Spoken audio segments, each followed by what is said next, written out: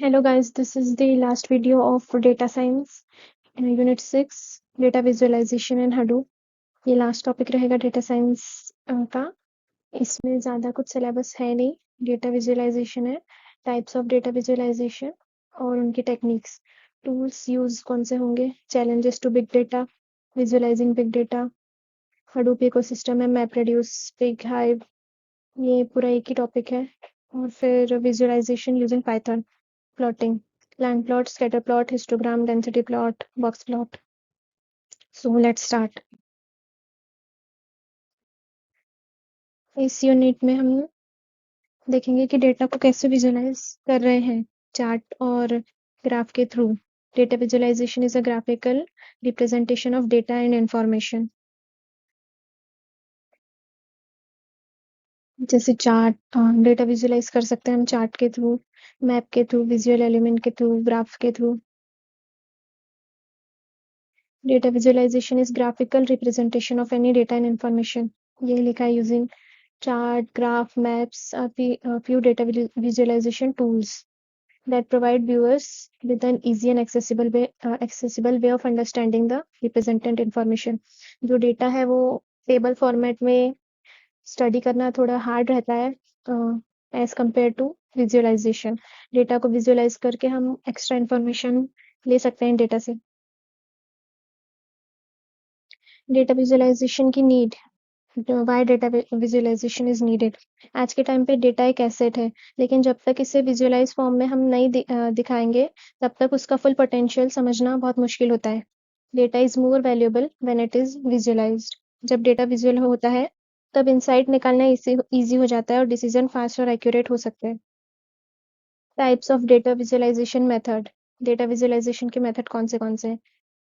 3 type के through हम data को विजुअलाइज कर सकते हैं, न्यूमेरिकल, कैटेगरिकल और रिलेशनल। न्यूमेरिकल में कंटिन्यूस फॉर्म और डिस्क्रीट फॉर्म में होता है। इसमें न्यूमेरिकल जो वैल्यूज रहते हैं, न्यूमेरिकल कॉलम्स, उनके थ्रू हम डेटा विजुअलाइज करते हैं। इनके प्लॉटिंग है line plot, scatter plot, histogram, box plot. फिर कैटेगरिकल, कैटेगरिकल वैल्यूज में डेटा को विजुअलाइज करना, bar chart, pie chart, heat maps.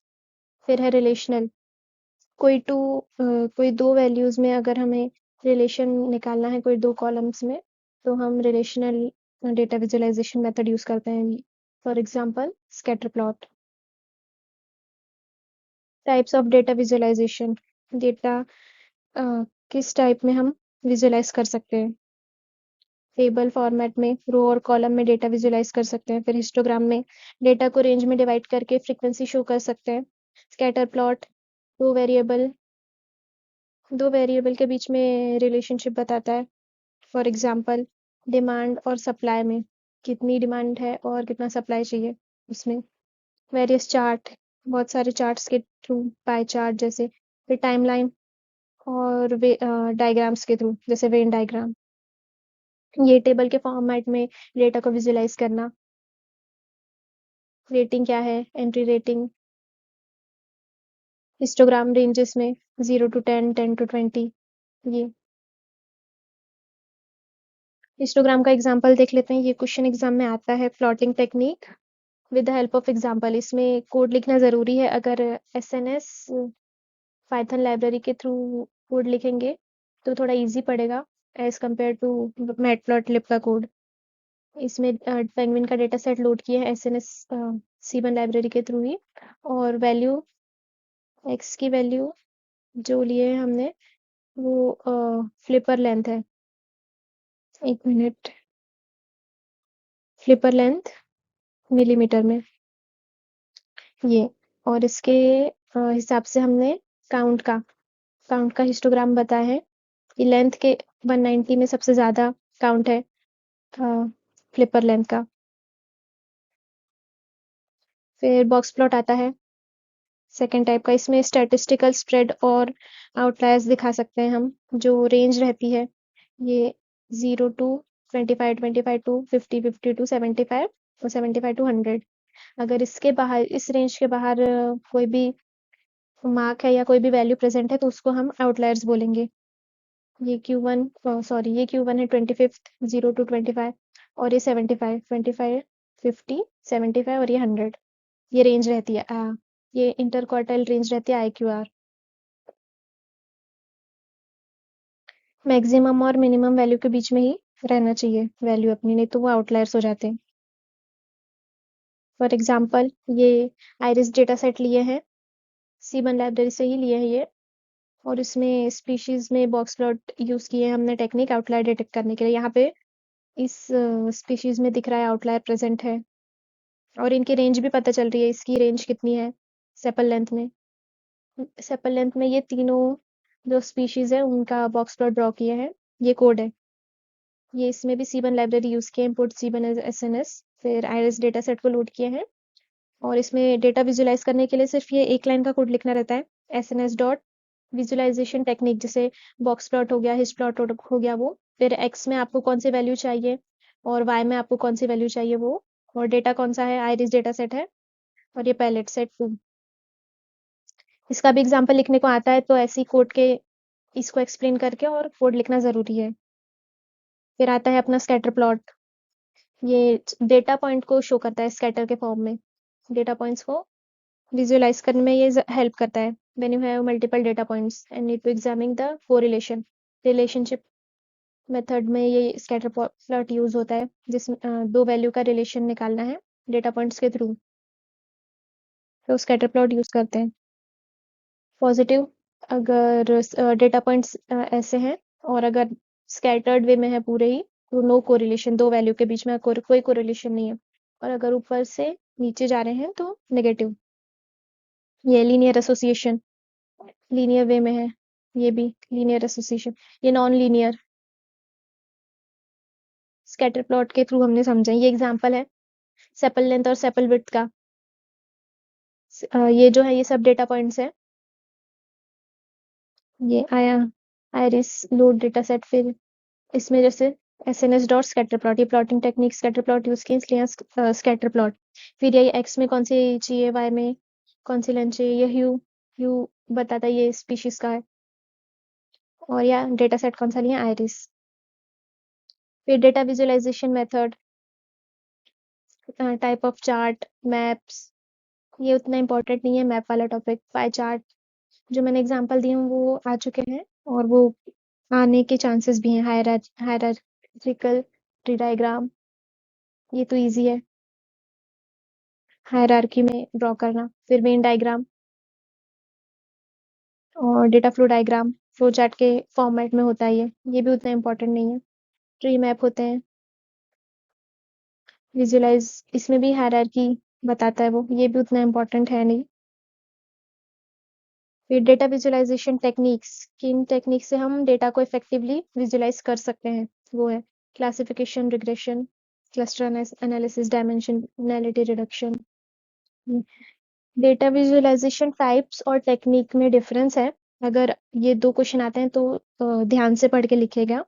Think of it S type being what, types में क्या है, मतलब क्या विजुअलाइज, मतलब कैसे विजुअलाइज करना है कि क्या, जैसे चार्ट में, ग्राफ में, इसको बोलेंगे टाइप्स। टाइप्स में आ गया bar chart, scatter plot, hist plot. और टेक्निक में किन टेक्निक को यूज करेंगे, हाउ मतलब कैसे हम डेटा को इफेक्टिवली विजुअलाइज कर सकते हैं, उसको टेक्निक। जैसे इसमें है technique for effective data visualisation, choosing right visualisation type, कौन सा टाइप यूज करना है, बार चार्ट यूज करना है या स्कैटर प्लॉट, हिस्ट प्लॉट, कौन सा। फिर data preparation and cleaning, data clean है कि नहीं, डेटा में नॉइस प्रेजेंट है कि नहीं, वो सब देखना। फिर कलर, कौन सा कलर यूज करेंगे कि तो डेटा को अच्छे से हम विजुअलाइज कर सकते हैं। इंटरएक्टिविटी, यूजर एक्सपीरियंस, ये सब टेक्निक्स में आएगा, और टाइप में वही चार्ट, ग्राफ्स, वो सब आएंगे। डेटा विजुअलाइजेशन टूल्स, किन टूल्स के थ्रू हम डेटा को विजुअलाइज कर सकते हैं, इसमें से पावर बीआई है, टैब्ल्यू है, गूगल चार्ट है, और भी बहुत सारे इन्फोग्राम है, फाइन रिपोर्ट है। टैब्ल्यू, टैब्ल्यू एक सॉफ्टवेयर है जिससे ये एक अमेरिकन कंपनी का सॉफ्टवेयर है जिससे हम डेटा को इफेक्टिवली विजुअलाइज कर सकते हैं। टैब्ल्यू एक पावरफुल और इंटरैक्टिव विजुअलाइजेशन बनाने के लिए यूज होता है। टैब्ल्यू काफी पॉपुलर विजुअलाइजेशन टूल है। इसका यूज बिजनेस और एनालिटिक्स दोनों कर सकते हैं। ये business analytics anyone can use. इसमें क्या ऑफर करता है ये? डेस्कटॉप होता है, टैब्ल्यू का server, online reader, public data visualisation application है ये। तो examine virtually any kind of structured data and generate highly interactive beautiful graph dashboard report within a minute. इसका क्वेश्चन आ सकता है। What's Tableau? Founded in 2003, Tableau is software company produce interactive data visualization product focus on business products. Tableau server, Tableau online, ये सब Tableau server share और collaborate करने के लिए use होता है वाया ब्राउजर। सर्वर से ही समझ में आ रहा है। Offer a browser based analytics anyone can utilise. Tableau online cloud based है, क्लाउड बेस्ड सॉल्यूशन। ये क्लाउड बेस्ड वर्जन है जिससे आपको सर्वर की जरूरत नहीं पड़ती है for sharing distributing and collaborating on Tableau views and Tableau dashboards. फिर Tableau पब्लिक, ये एक फ्री वर्जन है for publishing interactive dashboard on the web. ये create interactive data visualisation for the web, ये फ्री सॉफ्टवेयर है। Public से समझ आ रहा है कि ये सॉफ्टवेयर फ्री है। अगर Tableau पे एग्जाम में क्वेश्चन आएगा तो इसके Tableau desktop server online, Tableau online, Tableau public, ये सब एक्सप्लेन कर देना। ये वही what is Tableau, allow all customer to spend more time on data analysis rather than and less on rather than data wrangling.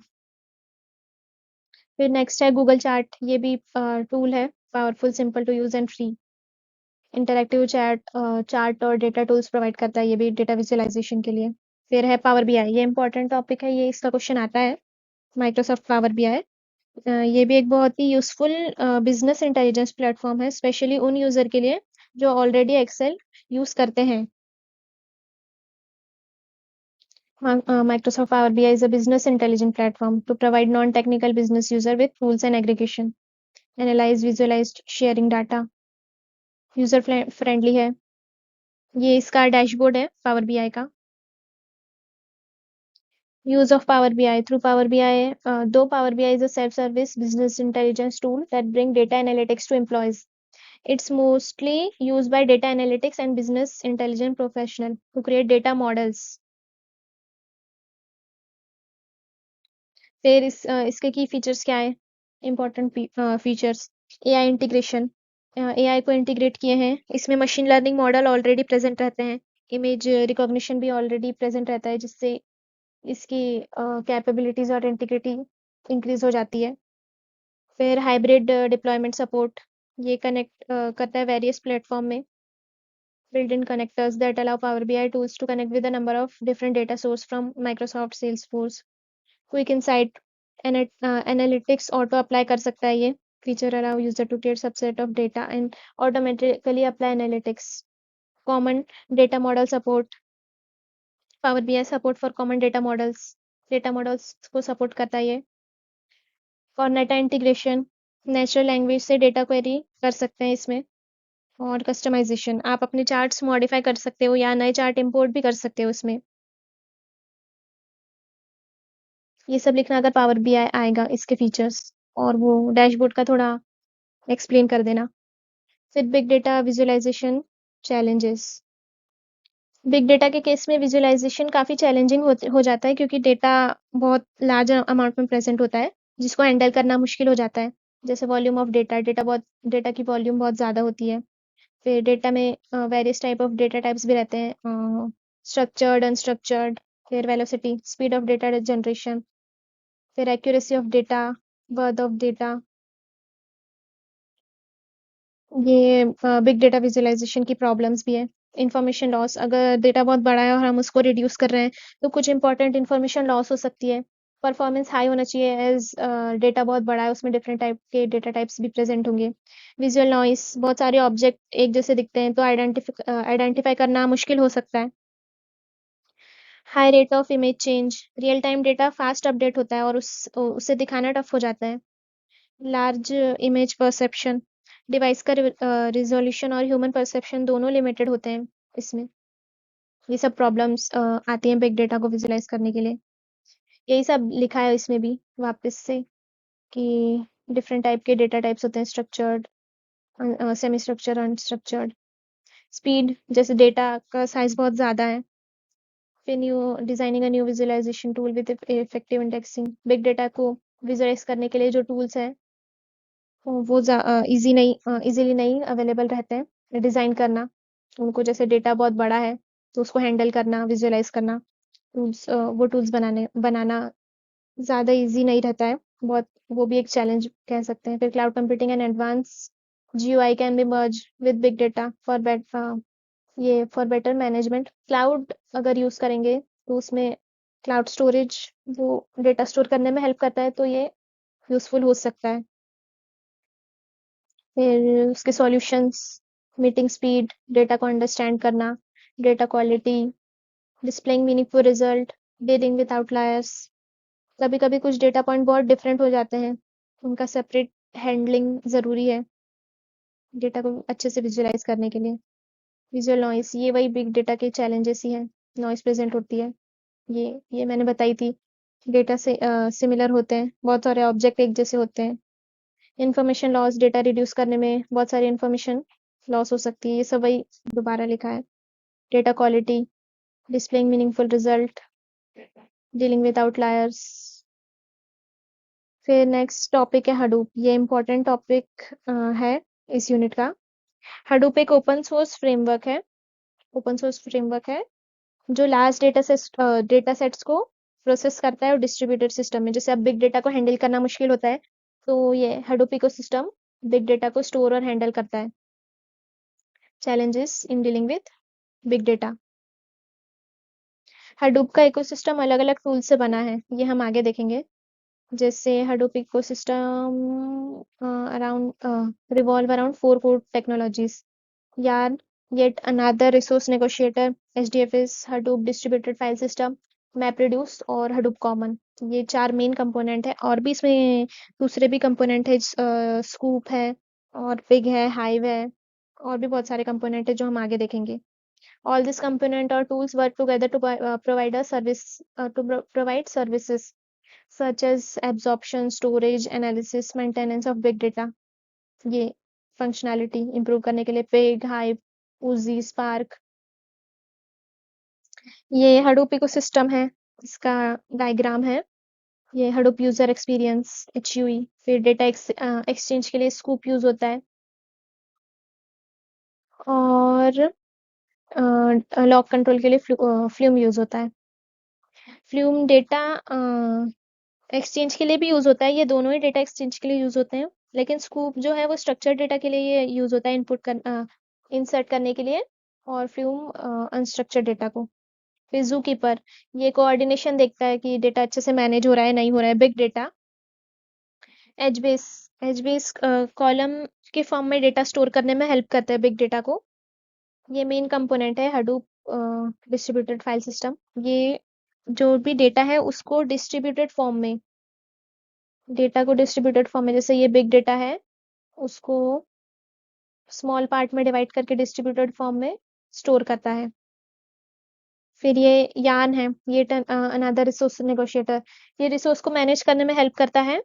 और जो map reduce है, जैसे डेटा डिस्ट्रीब्यूटेड फॉर्म में प्रेजेंट है, तो अब उसको एक्सेस करना यहाँ से या फिर यूजर के ही थ्रू हार्ड हो जाता है। जैसे उसको ये डेटा यूज करना है, तो फिर ये दूसरी लोकेशन पे प्रेजेंट है, बाकी दूसरी लोकेशन पे है, तो मैप रिड्यूस इसमें हेल्प करता है। ये मैप रिड्यूस में दो कंपोनेंट होते हैं, मैपर और रिड्यूस। तो मैप की वैल्यू पेयर में डेटा को मैप करता है, जिसके थ्रू हम डेटा को इजीली एक्सेसिबल बना सकते हैं। फिर ये एक्स्ट्रा फंक्शनैलिटीज़ हैं, क्विक स्क्रिप्टिंग के लिए यूज़ होता है। जैसे जावा की स्क्रिप्टिंग हम कर सकते हैं, लाइन ऑफ कोड को शॉर्टर करने में हेल्प करता है। फिर वैसे ही हाइव, एसक्यूएल कमांड अगर अपने को लिखना है हडूप इकोसिस्टम में, तो हम हाइव का यूज़ कर सकते हैं। माउट में already machine learning models present रहते हैं जो इसको इफेक्टिव बनाते हैं। Machine learning algorithm models mouth में प्रेजेंट रहते हैं। उजी जो है वर्कफ्लो देखता है, डेटा अच्छे से वर्क कर रहा है कि नहीं, हडूप इकोसिस्टम कैसे वर्क कर रहा है डेटा को लेके। अगर इसमें क्वेश्चन आएगा तो आपको ये डायग्राम बनाना ज़रूरी है। मैप रिड्यूस पैरेलल प्रोसेसिंग भी करता है, जैसे डिस्ट्रीब्यूटेड फॉर्म में डेटा स्टोर है, अब डेटा को एक साथ प्रोसेसिंग करना है, जैसे ये वाले डेटा को और ये वाले डेटा को दोनों को प्रोसेसिंग करना है, तो अब ये अलग-अलग प्रेज़ेंट है, तो हम मैप रिड्यूस के थ्रू पैरेलल प्रोसेसिंग साथ में कर सकते हैं इनकी, एज़ डेटा डिफरेंट जगह पे प्रेज़ेंट है। ये वही हडूप इकोसिस्टम का एक्सप्लेन किया है, जैसे डेटा स्टोरेज के लिए एचडीएफएस और एचबेस, इसमें डिस्ट्रीब्यूटेड फाइल सिस्टम के थ्रू हम डेटा को स्टोर कर रहे हैं और इसको कॉलम कॉलम वाइज। फिर डेटा प्रोसेसिंग में YARN, cluster and resource management, resource R से आप याद कर सकते हैं रिसोर्स मैनेजमेंट। फिर map reduce cluster management, data access किससे कर सकते हैं, थ्रू हाइव एसक्यूएल के कमांड के थ्रू, फिर पिग में स्क्रिप्टिंग के थ्रू, फिर माउट मशीन लर्निंग मॉडल से, ये एआरवीओ, आरपीसी, और ये स्कूप डेटा इंसर्शन के लिए भी यूज होता है, आरडीबी में कलेक्ट में के लिए भी यूज होता है। फिर डेटा को मैनेज कौन करता है, जू कीपर मैनेजमेंट, फ्लूम मॉनिटर करता है, चौका मॉनिटरिंग का काम करता है, उजी वर्कफ्लो। ये इतने सारे नाम याद रखने की जरूरत नहीं है, जैसे ये जितने उसमें दिए हैं वो सबसे काम हो जाएगा। ये जो मैंने सब एक्सप्लेन की वही है, ये distributed file system, data warehouse, Pig, map reduce, ये सब वही है, use for processing large data set, ML application, यही सब है। Hadoop ecosystem, map reduce, Pig Hive, इस पे अलग से भी क्वेश्चंस पूछते हैं। ये वही हडूप ओपन सोर्स फ्रेमवर्क है अपाचे फाउंडेशन की तरफ से, capable to process large amount of heterogeneous data set in a distributed fashion. ये हर एक पार्ट को एक्सप्लेन कर रहा है अलग से। एचडीएफएस जो फाइल सिस्टम है उसमें डेटा नेम नोड और डेटा नोड होती है। नेम नोड में मेटा डेटा होता है और डेटा नोड में एक्चुअल डेटा रहता है प्रेजेंट, जो डिस्ट्रीब्यूटेड फाइल सिस्टम है उसको कैसे स्टोर करता है ये बता रहा है वो। Name node will store metadata, data node will store the actual data. ये कनेक्टेड होते हैं in the cluster to perform the task. ये है नेम नोड, इसमें मेटा डेटा रहता है, फिर ये डेटा नोड, इसमें एक्चुअल डेटा प्रेजेंट रहता है। Map reduce break large task into smaller task, parallel processing, यही सब लिखा है, consolidate the output of individual task to the final output. ये मैप रिड्यूस का डायग्राम है, इसमें 3-4 स्टेप्स रहती हैं, जैसे डेटा इनपुट करना, फिर स्प्लिट करना, मैपिंग करना, शफलिंग करना, फिर रिड्यूस करना और फिर फाइनल रिजल्ट। ये एग्जांपल अगर मैप रिड्यूस का क्वेश्चन आता है ज़्यादा मार्क्स के लिए तो एग्जांपल लिख सकते हैं। जैसे ये सेंटेंस है तो इसको स्प्लिट करना, deer bear river, car river, deer car bear. फिर मैपिंग करना, की और वैल्यू के पेयर में, ये की है ये वैल्यू है, ऐसे कितनी बार डियर कितनी बार आया है, बियर कितनी बार आया है, रिवर कितनी बार। फिर शफलिंग करना, बियर कितनी बार आया है, इनमें इसमें आया है और इसमें, तो 1 1। कार कितनी बार आई है, 1 1 1। और रिड्यूसिंग, अब ये वैल्यूज 1 1 में लिखें तो इसको रिड्यूस करके कितनी बार आई है, 2, ये 3 बार आई है, ये डियर 2 बार, और इसको मर्ज कर देना फाइनल रिजल्ट में। डियर कितनी बार आया है, बियर कितनी बार आया है, वो सब। फिर फिग जैसे मैंने बताई थी, फिग जो है वो स्क्रिप्टिंग के लिए यूज होता है। इसमें जो कंपोनेंट है वो है Grunt shell, Pig server, parser. ये उतना जरूरी नहीं है, अगर आप फिग के बारे में भी लिख देंगे, थोड़ा बहुत एक्सप्लेन कर देंगे क्या काम है उसका क्या है, तो आपको मार्क्स मिल जाएंगे। ये consist of data flow language, Pig Latin, इसकी एक खुद की लैंग्वेज भी रहती है, Pig Latin. Utilise the power of map reduce in a distributed system. ये पिग के कंपोनेंट्स हैं, पिग बिल्ट इन फंक्शंस, क्या क्या है इसमें, string, date time, load, store. फिर वैसे ही हाइव, डेटा क्वेरिंग के लिए, एसक्यूएल के लिए ज़्यादा यूज़ होता है। Hive server, CLI, hive web UI driver, JDBC, ODBC, ये सब एसक्यूएल में यूज़ होता है। एसक्यूएल सर्वर, ये सब वही हाइव के बारे में लिखा है। When to use Hive, when data fits into table structure, जब एसक्यूएल के अकॉर्डिंग हमको डेटा चाहिए तो हम हाइव का यूज़ कर सकते हैं। यूज केसेस लिखे हैं ये सब उतना इम्पोर्टेंट है नहीं, अगर हाइव के लिए ज़्यादा मार्क्स का एग्जाम्पल आया तो लिख सकते हैं इसको। ये प्रीवियस 2 इयर्स के क्वेश्चंस हैं, data visualisation, type of data visualisation. ये बॉक्स प्लॉट का अलग से पूछा है तो उसका कोड के थ्रू एग्जाम्पल लिखना है। फिर challenges to big data, data visualisation, इसमें मेथड्स पूछी गई हैं। इसमें डेटा विजुअलाइजेशन ही पूछा गया। टाइप, एनी वन टाइप, इसमें मेथड्स। फिर हडूप इकोसिस्टम का डायग्राम बना सकते हैं इसमें, और इसमें स्कैटर प्लॉट पूछा गया है। फिर सेम इसमें भी डेटा विजुअलाइजेशन पूछा गया है, और उसमें different method of data visualisation. फिर ये भी हडूप इकोसिस्टम पूछा गया है। इसमें टैबल्यू का बताया है, तो टैबल्यू का थोड़ा डैशबोर्ड पता रहना चाहिए। अगर ऐसे 6 मार्क का क्वेश्चन आएगा तो उसमें थोड़ा सा डायग्राम अगर बना देंगे तो मार्क्स इजीली मिल जाएंगे। फिर बॉक्स प्लॉट का मैंने बॉक्स प्लॉट, स्कैटर प्लॉट और हिस्टोग्राम तीनों का एग्जाम्पल बताई हूँ। हिस्टोग्राम का पूछे, हाँ हिस्टोग्राम का भी पूछे हैं, तो इसमें डायग्राम बना के एक्सप्लेन करके एग्जाम्पल के थ्रू कोड लिखना है, अगर इतने मार्क्स का एक पर्टिकुलर विजुअलाइजेशन टाइप में क्वेश्चन आएगा तो। Thank you.